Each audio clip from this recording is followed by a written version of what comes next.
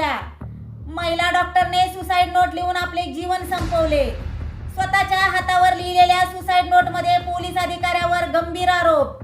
Police अधिकाऱ्याने 4 वेळा अत्याचार केल्याचा गंभीर आरोप.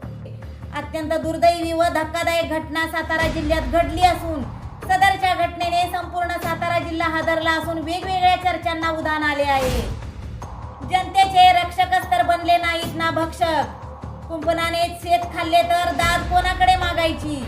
घटनास्थळी पोलीस दाखल झाले असून घटनेची माहिती मिळताच महाराष्ट्राचे मुख्यमंत्री देवेंद्र फडणवीस यांनी दोन्ही आरोपितांना तात्काळ अटक करण्याचे आदेश दिले आहेत. तसेच दोन्ही पोलिसांना तात्काळ निलंबित करण्याचे आदेश दिल्याचेही समजते. माय मराठी टीव्हीच्या पुढील भागात पहा. कोण आहे हा क्रूर पोलीस अधिकारी आणि कोणी कोणी याला दिली होती साथ.